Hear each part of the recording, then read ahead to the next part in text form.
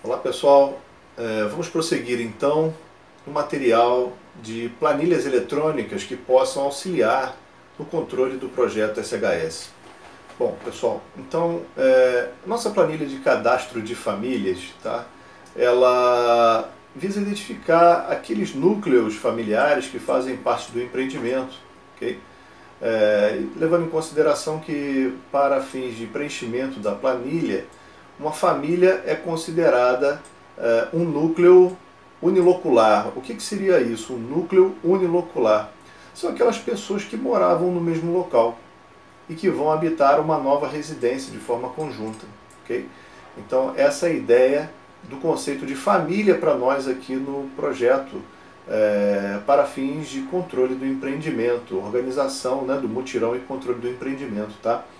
Essa planilha aqui de cadastro das famílias, portanto, ela se inicia aqui com uma coluna de identificação, né, ID, onde aquela família ela possui um código. Então nós temos aqui F1, F2, significa família 1, família 2, ok? Na sequência, na coluna B, nós temos aqui o sobrenome de referência da família. Então a ideia é que a família, os sobrenomes das famílias sejam colocados aqui e isso aqui vai identificar a família, assim como o código. Tá? O nome do representante da família, a ideia é que cada família tem um representante, que vai ser a pessoa que vai concentrar certas comunicações e certas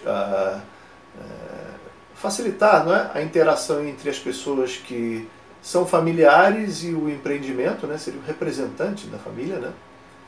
E aqui o endereço original da família, ou seja, imaginando que nós temos uma situação que pode ser um pós-desastre, por exemplo, onde se trate de uma realocação, né?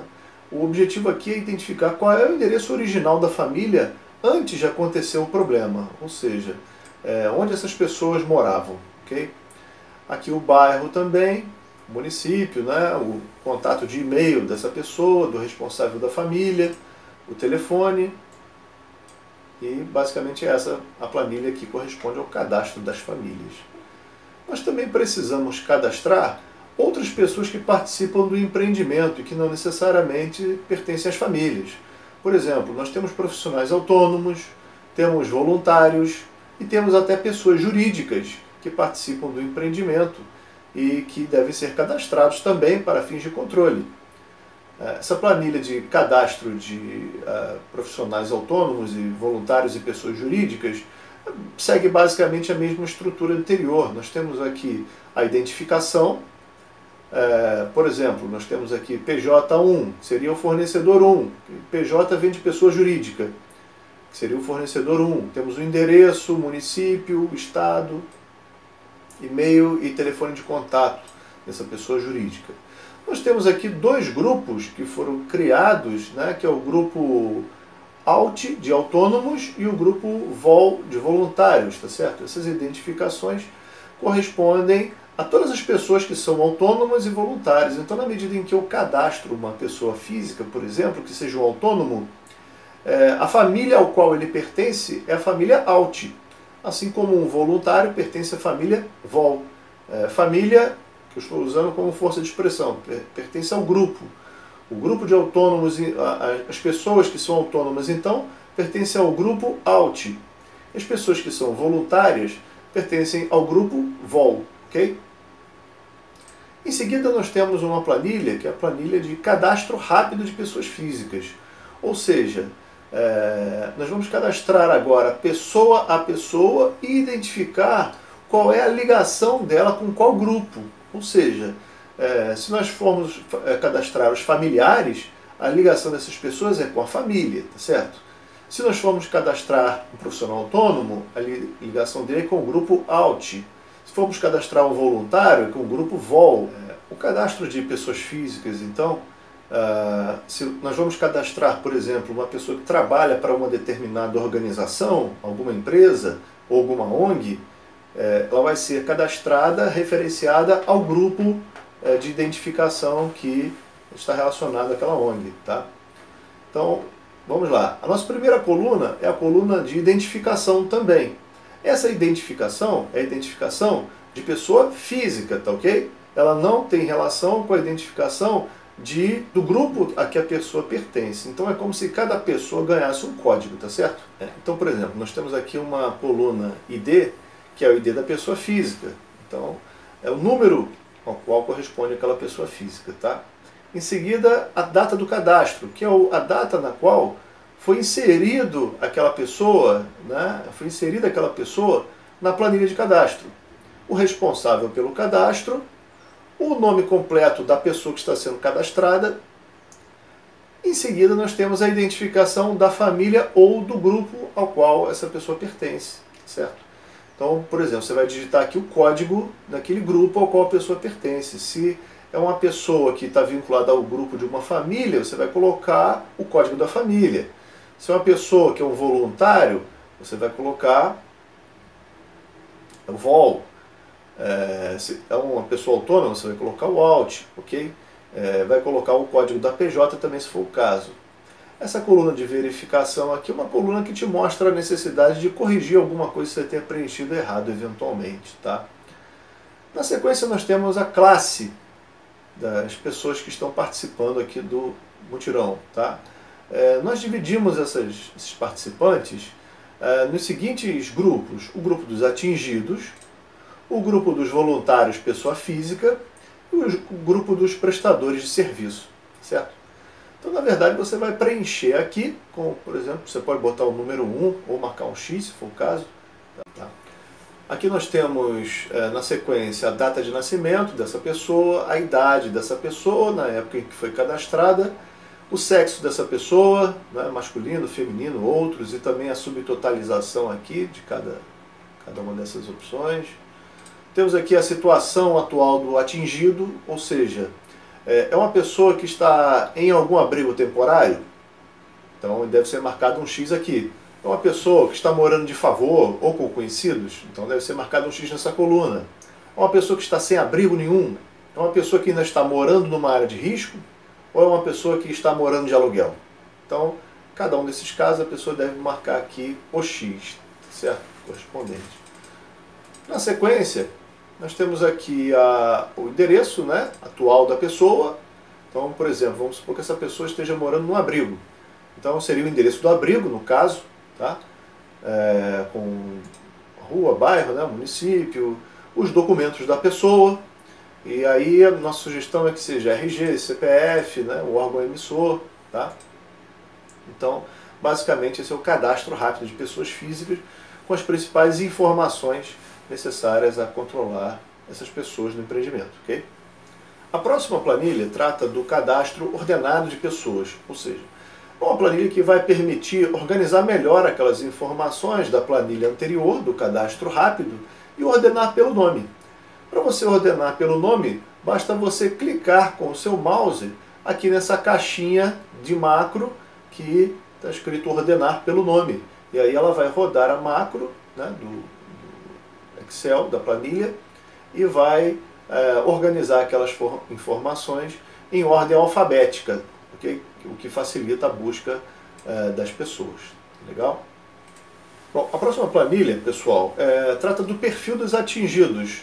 Então, na medida em que nós fizemos o cadastro rápido desses grupos, agora é o momento de caracterizarmos com um pouco mais de detalhes o perfil de cada pessoa que foi afetada.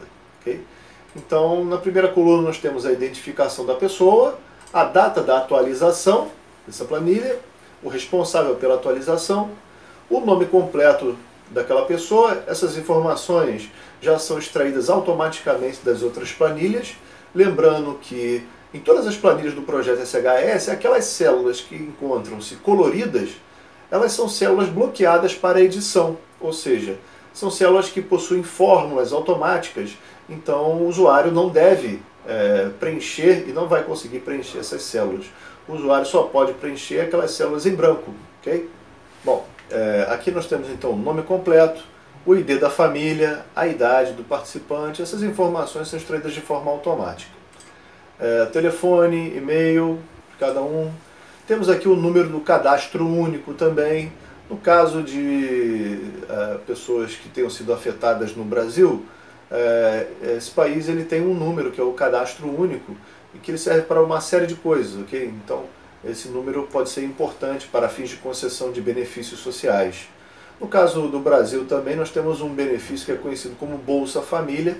Então, a ideia é marcar nessa coluna se a pessoa recebe ou não esse Bolsa Família. E a gente tem os subtotais aí de quem recebe e não recebe o Bolsa Família. A coluna de Estado Civil também é dividida em solteiro, casados ou juntados, viúvo ou pessoas divorciadas, tá certo? Importante também a caracterização do estado civil das pessoas. Em seguida nós temos a caracterização da escolaridade.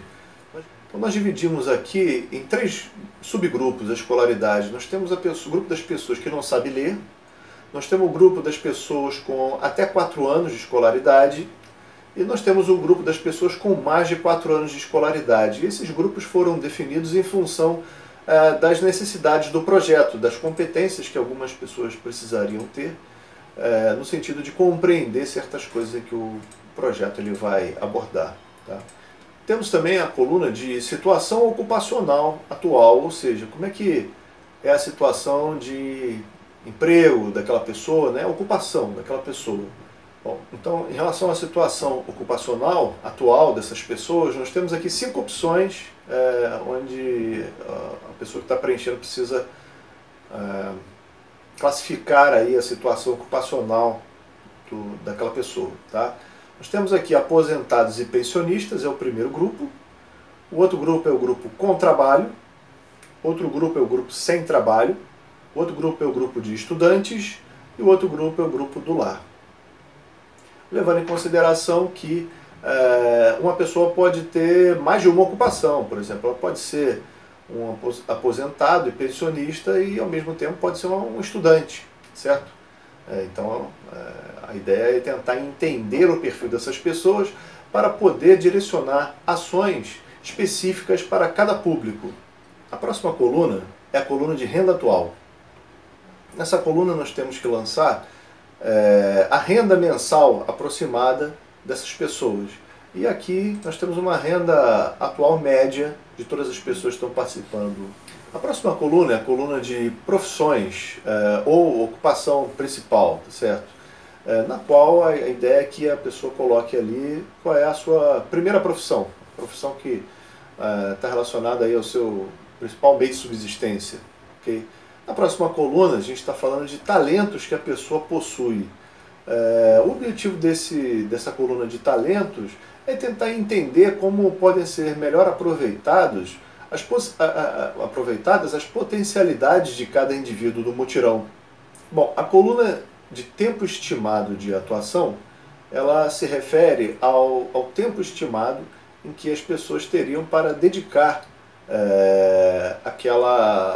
aquele mutirão por semana, ok? Então nós temos aí a quantidade de dias que a pessoa poderia dedicar por semana ao empreendimento, tá? E o período disponível, ou seja, o período da manhã, da tarde, da noite. Outra questão importante é a experiência dessas pessoas na construção civil. Nós classificamos aí em 3 grupos: pessoas sem experiência, pessoas que tenham trabalhado já como profissionais, ou seja, pedreiros, eletricistas, bombeiros, e pessoas que poderiam trabalhar ou já têm experiência como ajudantes, okay, de obra. Essa coluna da função, nós temos que especificar um pouco melhor quais são as funções aí que esse indivíduo sabe desempenhar. Então, por exemplo, vamos supor que seja um indivíduo que trabalhe como profissional. Ele é profissional de quê? Ele é um pedreiro? Então, nesse caso aí, apareceria pedreiro, certo? A coluna função que gostaria de exercer no mutirão é muito importante para se identificar nas pessoas o interesse delas por assumir certas atividades dentro do mutirão. Nós temos aqui ocupações relacionadas à cozinha, lavanderia, ocupações de limpeza, ocupações relacionadas à creche, a parte de almoxarifado. Podemos também trabalhar no apoio administrativo, principalmente a trabalhar na parte da obra e outras ocupações. Ressaltando que é muito importante que no caso do mutirão, maior número de pessoas esteja interessado em participar da obra. Okay? você não tiver o interesse das pessoas em realizar a obra, fica difícil de executar essa atividade. É uma atividade que toma um certo tempo, é uma atividade que demanda energia, ok? Então é importante o comprometimento das pessoas em trabalhar pela obra. E pedimos também para a pessoa selecionar 2 treinamentos ou capacitações aí que teriam interesse. Aí no caso, nós temos opção de pedreiro, carpinteiro, bombeiro hidráulico, eletricista, pintor, e temos também um espaço para que a pessoa coloque aí outros treinamentos que a pessoa gostaria de participar. Agora, dados relacionados à parte de saúde dos indivíduos. O peso dos indivíduos, né? A altura de cada um, as deficiências ou doenças físicas e mentais, remédios que porventura a pessoa utilize de forma sistemática, né?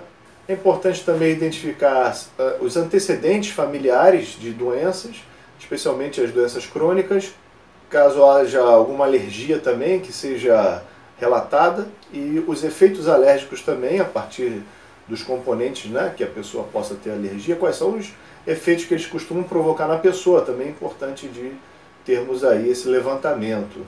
Também temos os fatores de risco, dividimos aí esses fatores de risco em 5 fatores, dos quais o primeiro é a obesidade, pessoas que estão acima do peso. O segundo é o tabagismo, ou seja, pessoas fumantes, né? O terceiro fator é o alcoolismo.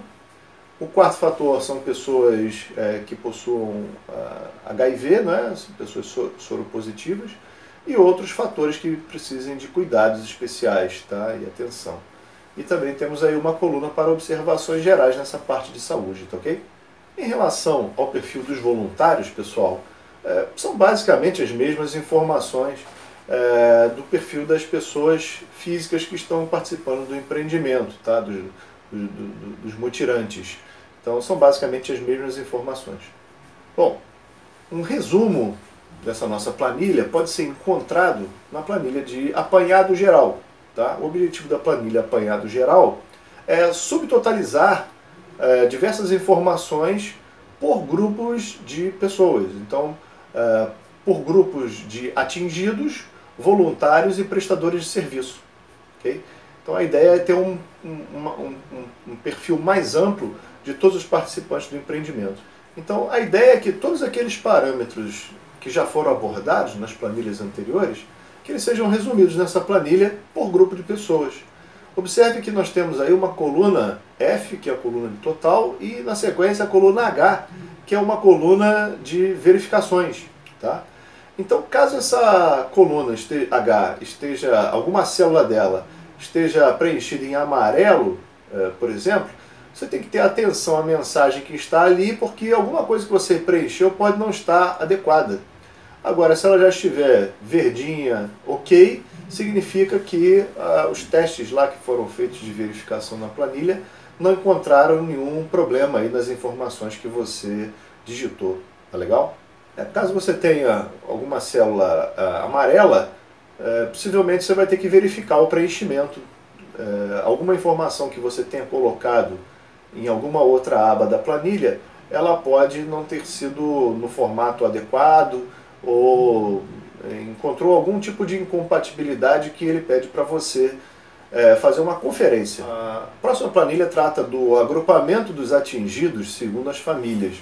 Ou seja, nós já fizemos no cadastro das pessoas físicas a associação daquelas pessoas aos seus grupos, tá, familiares.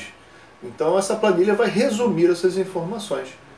Então, na medida que você clica no botão agrupar atingidos, você vai ter aquelas pessoas organizadas em função do nome da família. Então a ideia é tentar entender quais são as pessoas que pertencem a uma determinada família. E essa planilha ajuda você a compreender isso. Eventualmente você também pode até realizar uma busca pelo nome da família ou pelo nome da pessoa afetada, utilizando o sistema de filtros do Excel. E finalmente, pessoal, na nossa última aba de planilhas, nós temos o cruzamento de dados dos voluntários e das pessoas jurídicas. Tá? Então o objetivo é ter uma ideia de todas aquelas pessoas que estão trabalhando como autônomos e também aquelas pessoas que trabalham sob uma determinada organização.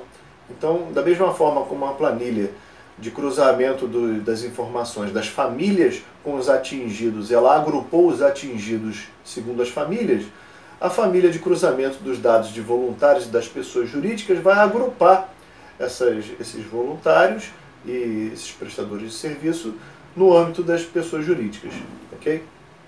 Então, queria agradecer a vocês aí mais essa oportunidade de transmitirmos esses esclarecimentos acerca do preenchimento dessas planilhas. Obrigado.